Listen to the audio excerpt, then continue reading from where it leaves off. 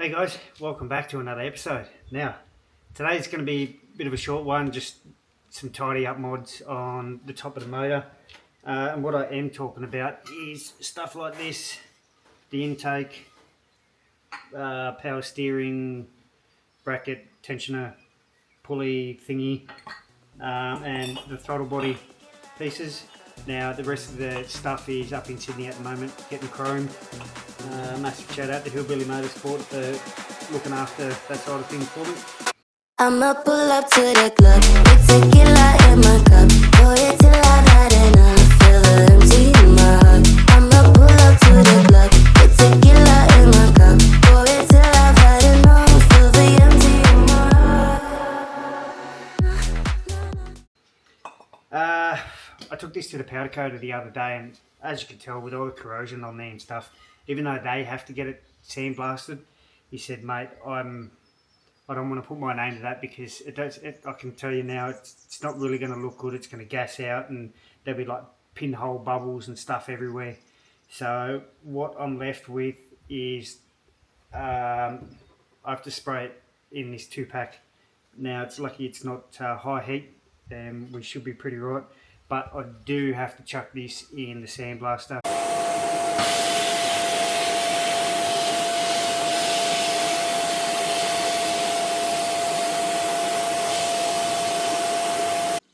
I have the VP Series 2 motor back from the shop. Now, Hillbilly Motorsport come down to help me rebuild this, and he had one look at it. He said, man, I am not touching that. You need to go get this properly cleaned. So it's been tanked and properly cleaned. They've also put some brand new cam bearings in there, which I supplied, and the balance shaft bearings. So this motor is brand spanking new in so many ways. So just let me show you what the motor used to look like before. Wow, yes. And I can completely understand why Hillbilly said to send it to the shop, because he also said once you start running a few cycles through it, you'll start loosening all the old junk, and all the old junk will get in to the bottom of the motor and into the pickup, and it will just start the cycle again, and I'll be rebuilding in no time. So let me show you what it looks like now. Yeah, yeah.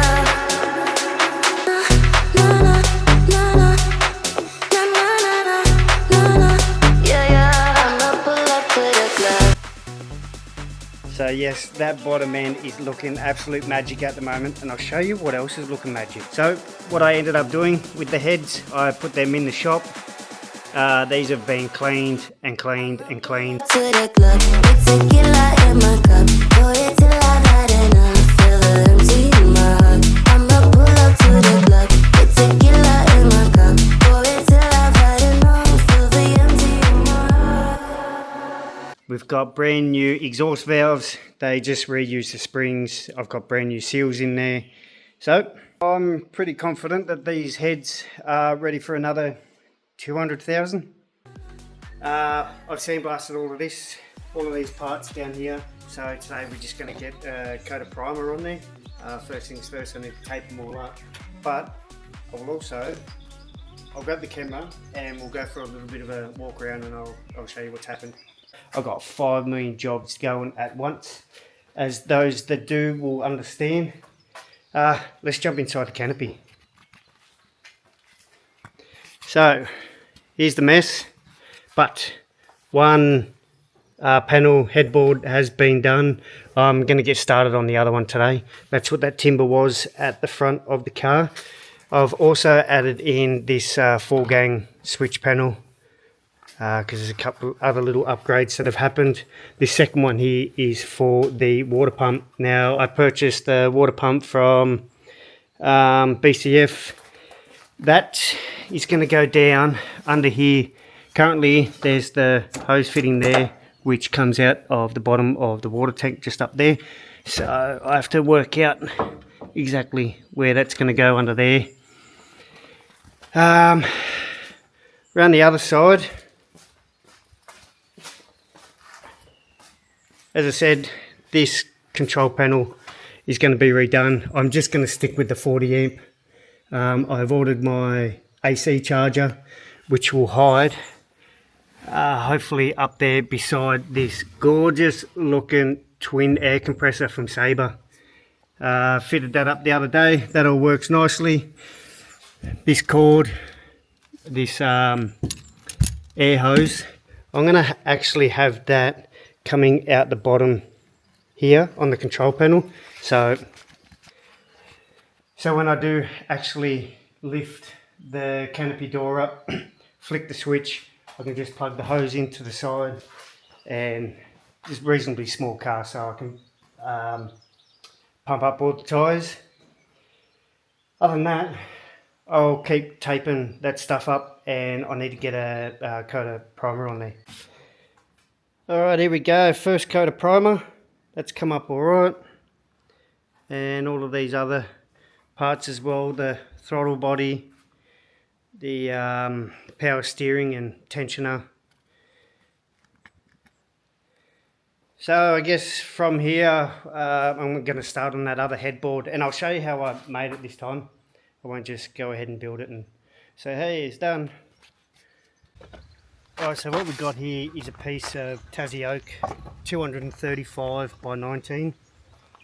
Yes, very, very expensive. That other side, I reckon it cost me 145 bucks to build. Anyways, so inside of my canopy type from top to bottom is 700. So we'll cut that. I've got me trusty old 40 volt Makita here with the 8 ampere in it, so she goes pretty hard.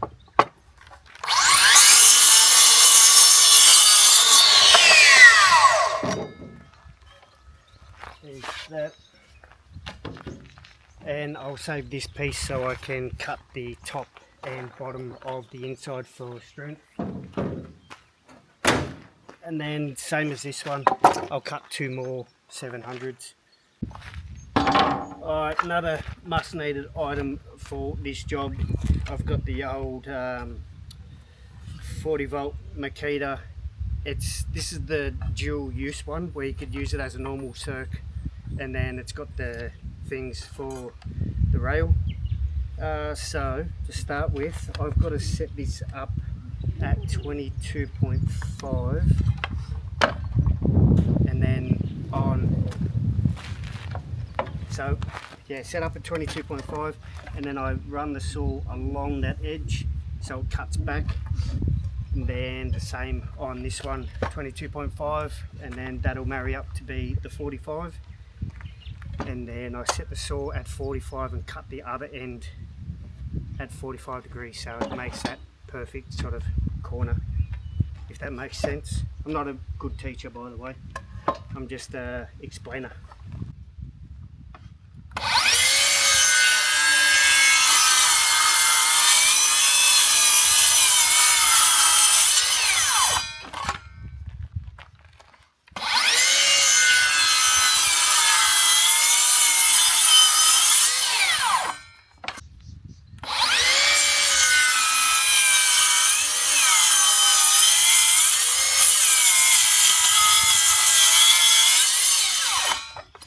Right, I jumped ahead a little bit, and because the Osmo went flat, but that's the inside pieces.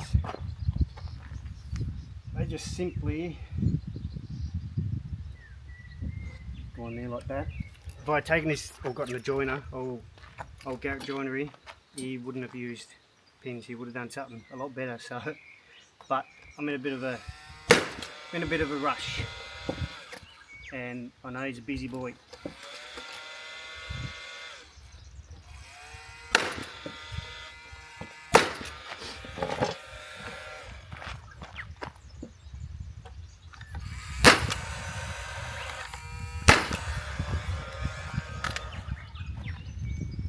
Alright, so there we go, it is coming together. What I can do is the old builder's trick. You can't really do it with oak because you just see it, but like with arcs and architraves and stuff like that, when you use MDF, you can just fill the holes with glue, and the MDF, when you sand it, it fills the holes up and you can't really see it. But when you do it with oak and then put lacquer over the top, you can see black dots everywhere, and I'm pretty sure that's because of the actual glue itself. So, but look, at the end of the day, it's not going to bother me a lot. So let's continue on. I'm not going to put any nails through this joint here, only nails on the side and then a whole heap of glue in the middle.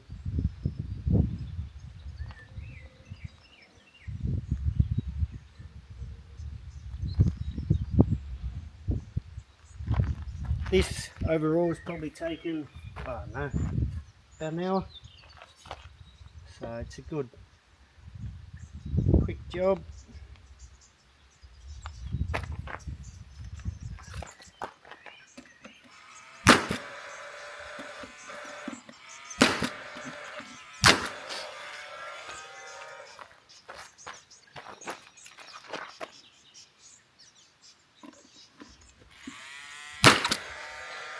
Watch out for your fingers, of course, and don't ask why I say that. I think a lot of builders have done that. I don't think it was with the pin gun. I'm pretty sure I was framing with the Paslow framing gun, putting some nogs in. Oh man, that hurt. Anyway.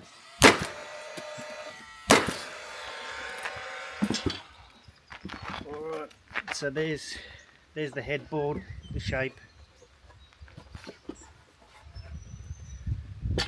What I need to do now, I'm going to do the same design as before.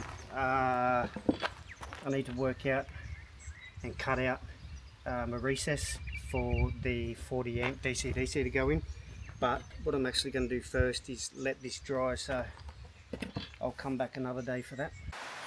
Alright, so I've moved inside because Tassie, man, I am so glad I'm leaving this place. If you plan to come here and visit in October, November, just forget it. Honestly, just change your plans. October is always the windiest month, and I mean solid 4 weeks every day of wind. And then this year it's been backed up of about 4 weeks of rain so far, and it hasn't been really heavy, but it's that just annoying rain. And yeah, today I've had hail, rain, and then sunshine, and then rain, and then hail again, and I'm so glad I'm getting out of here, honestly. Anyways, rant over. This is coming along pretty well. Yeah, I just come in and I started cutting all the holes out for everything. So this is the fitting for the air compressor. That's just going to go down the bottom there somewhere, and once I mount this, I'm going to take everything back out, sand it all down, and then lacquer, and then I can fit everything back up. Then I can finally put it back in the car. So we're getting there. Oh, I'm so messy. Why am I always so messy? This is the story of my life. Anyways, that's why I need to move out of a house and live in a van or this, because I'll have no room for nothing else but what's in here. So I can't hoard anything else.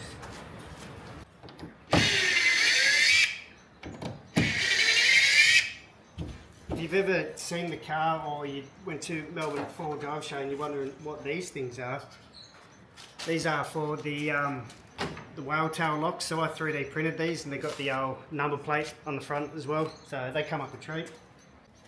Alright, so it looks like I can prop that back up, because I can drill in from that side and run this cable. That's the plan, Stan. Look at this. Find a mess from before. I've turned into a typical electrician. You know, just cut the wires and leave the ends. Try and hide them in any space you can. Alright, so I've dodgily cut some more holes out because I forgot about the stuff that goes up through the rooftop and everything else. So this is how easy they are to slide into place. Oh no, what did I do? Anyways. use my head because it's not good for anything else. Then I'll just connect all the wires up the back, slide that in. Alrighty, there we go. Haha. So it's in there. It's not like permanently fixed just yet because I need to wait for these bloody walls. Also, there's an AC charger that's got to go in there, so I might have to shift the air compressor over a little bit, but I'll have to wait for that to turn up. But yeah, that's looking good. So even this, I've got just over here. This is the plug, which is hiding behind. Whenever I want to use the induction cooker or plug the air fryer or toasty kettle, whatever into the back when I'm got the bench out, just plug this in, turn it on, use that double power point, and then yeah, simply just hide it up there. Alrighty, next job on the list, I've just pulled out the isolator, so I could start taking this front bar off and start designing something new. This winch is coming out and my young fella is going to get it for Christmas present. And he's also going to have this full snatch kit as well. Some of it's brand new, like I haven't even used the winch extension rope, the ring for the double line pull. Anyways, we don't need to show any more of that. I've upgraded. Check out this. This is everything I am going to need to get me out of trouble. Not only that, I've got this bad boy here. This is a 6,000 pound winch. I've gone for something a little bit smaller, which is more suited to the size of the car. I'm only at about 2 ton, and this will definitely get me out of trouble when and if I need it. I'm not into any form of hard wheeling. This thing is not built for hard wheeling, it's built for touring. So you're not going to see me, unfortunately, you're not going to see me do Climbers or Cumberland, you know, all those other hectic tracks. I am going to do the telly, so, but I will be, I'm going to make sure the young fella's in front. He's got the old D-Max 2022, 23 model. He's put a bit of money into that, so it's looking neat. Worst comes to worst, he's going to be dragging me through those water crossings. So I'll get into pulling this off, then I've got to work out how to mount this new winch, and it's going to be pretty much the same as what it is now. It's slid in underneath the actual cab itself, because a few other people that do winches and stuff, they sit out the front of the actual cab, and then the bull bar is, you know, it looks stupid. So what I'm actually going to do is draw a bit of inspiration from a girl that made one named Eleanor. I'll show you a photo. Unreal front bar. She made this, you know, from scratch, or done a little design on the computer, and then sort of went at it from there. So that's pretty much what I'm going to do. But yeah, let's get into it. Okay, another day in the shed. Just starting to put some parts back together. Obviously throttle body, and another bit of the air intake neck.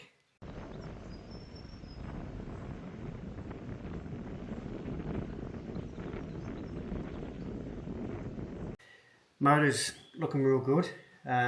Still waiting for my chrome parts. There's a couple of things I have to polish myself because they're an alloy, so that should be okay. I've got a linisher with all the cutting discs and stuff on it. The interior of the canopies looking pretty good. Let me grab the camera, I'll show you. Dropped the dash off at Auto Trim in Moona, and a guy by the name of Adam, who's a business owner, he knocked this dash out of the park. Like, let me show you.